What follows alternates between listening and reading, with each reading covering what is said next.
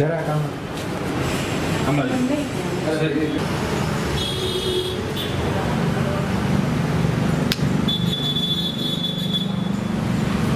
બી division police station વિસ્તારમાં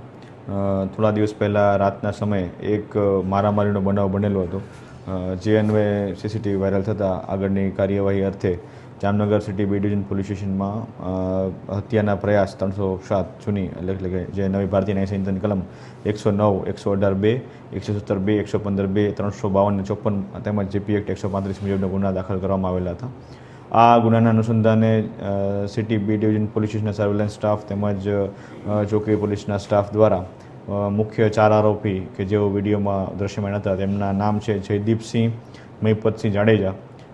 હાર્દિપસિંહ ઉર્ફે અદુબા ઉર્ફે હાર્દિક હરદેવસિંહ ઝાલા,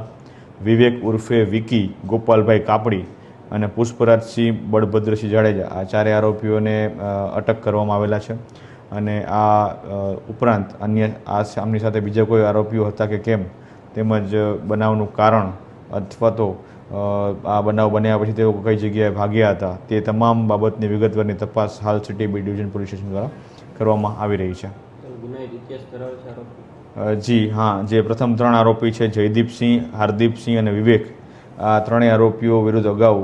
જામનગર શહેરના અલગ અલગ પોલીસ સ્ટેશનમાં મારામારી મુજબના ગુનાઓ દાખલ થયેલા છે અને તે ગુનાહિત ઇતિહાસ ધરાવે છે.